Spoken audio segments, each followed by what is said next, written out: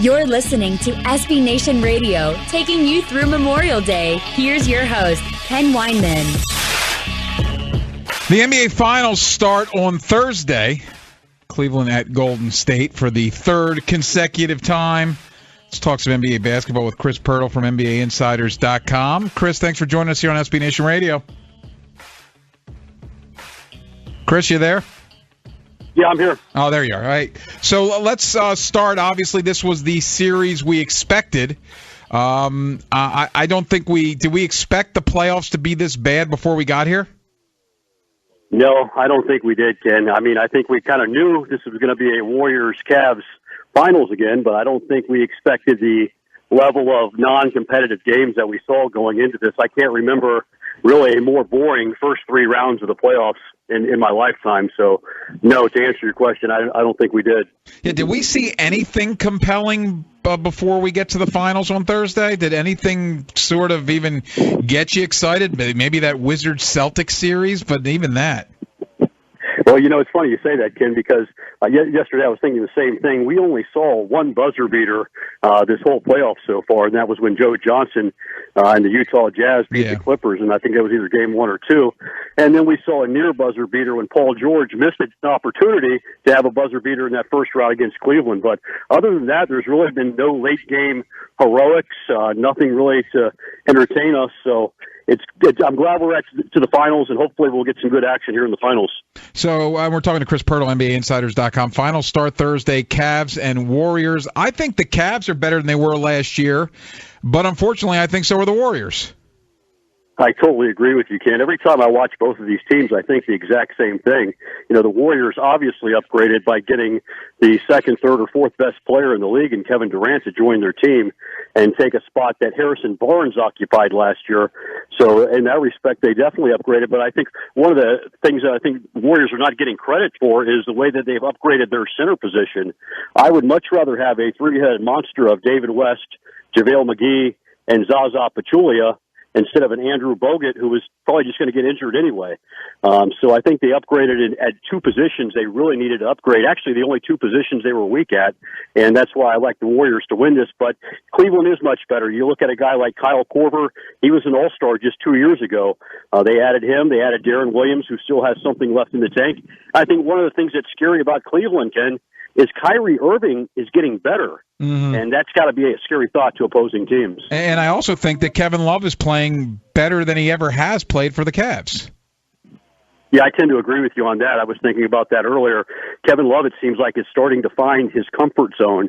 And that's another thing that's got to be scary to their opponents, because last year, if they would have had an effective Kevin Love, and I think at 4 out of those 7 games, he scored in single digits. That can't happen. The Warriors are much better this year, so they're going to need production from Kevin Love if they want to repeat.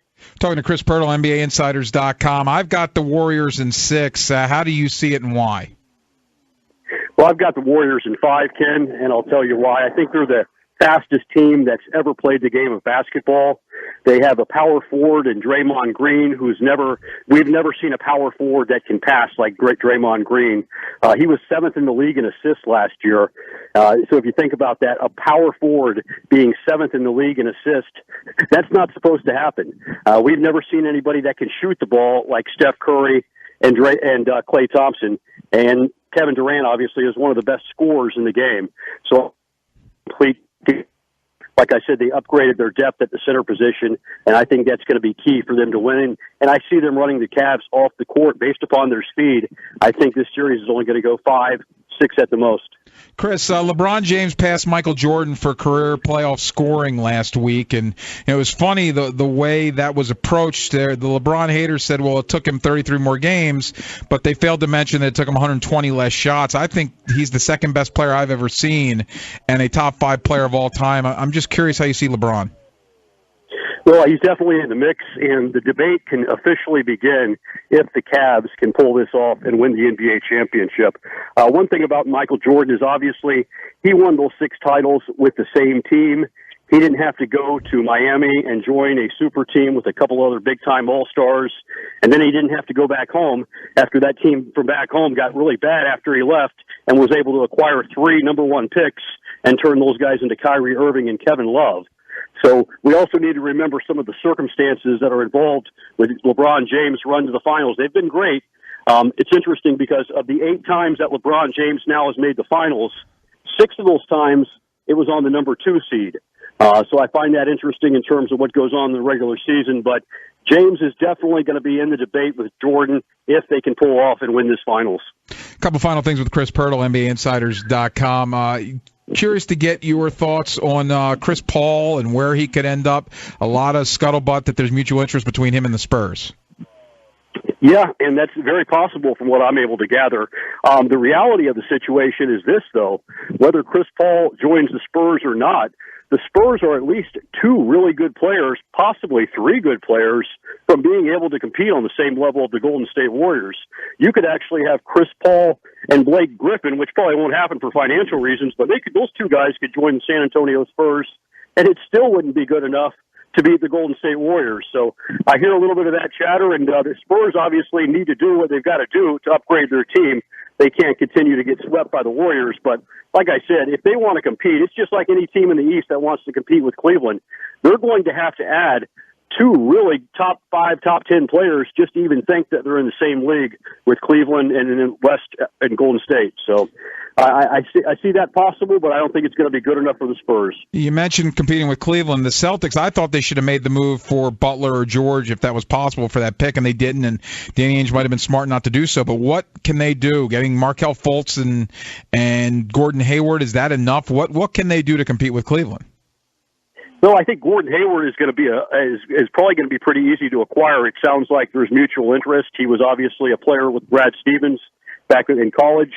So I see that happening. He's an unrestricted free agent. What I think Boston probably wants to do, whether it happens or not will be a different story, is to turn Markelle Fultz into a player like Jimmy Butler or Paul George, whoever they can make a deal with, whether it's Indiana or Chicago. But again, Ken, if you put Paul George and Gordon Hayward on that team and pair them with Isaiah Thomas and Al Horford, they're a pretty nice team, no doubt about it. And they may win 1 or 2 games in the Eastern Conference Finals, but the reality of the situation is they're still not on the same level with the Cleveland Cavs. In 12 months, we may be talking about a Cavs-Warriors 4 finals because I don't see anything stopping these 2 teams.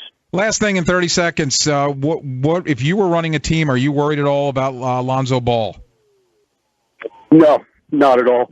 Right now, the rookie classes have been just terrible. This year's rookie class, the worst one I could ever remember. If I have a good opinion on a guy like Lonzo Ball, which I actually do, I'm going to draft him. So no worries at all. He's Chris Pirtle. He covers the NBA for NBAinsiders.com. Chris, is always great stuff, man. Thanks for joining us here on this Memorial Day. You got it, Ken. Good talking to you. Appreciate it. Yeah, I don't know. Obviously, it sounds like LeVar Ball, Lonzo's dad, is pushing Lonzo to the Lakers. It doesn't sound. Danny Ainge came out on a local radio show in Boston and said that Lonzo Ball won't work out for the Celtics anyway. Though, interestingly enough, he says it'll work out for the Sixers, who have the 3rd pick. But I'll tell you what, the LeVar Ball thing, which was cute during the season, has gotten old fast for me, and the stupid shoes and the stupid shirts and what he did to was it Christine Leahy on Fox and stay in your lane T-shirts and just the stupidity that comes out of his mouth every time he talks. And quite frankly, and I think Lonzo Ball's a good player, really good player, but despite him saying that they lost to Kentucky because they had too many white guys on UCLA, they lost to Kentucky because De'Aaron Fox worked his son. De'Aaron Fox was a monster in that game. And for me, at least, I don't want the LeVar Ball headache. And by the way, if you're Steve Alford and you've got the 2 other kids coming there and you saw the youngest lose by 55 in an AAU game this week, I don't know that those kids are going to be as good as Lonzo. Lonzo's a really good player, and Lonzo's going to be a lottery pick, and he's most likely going to go to the Lakers at 2.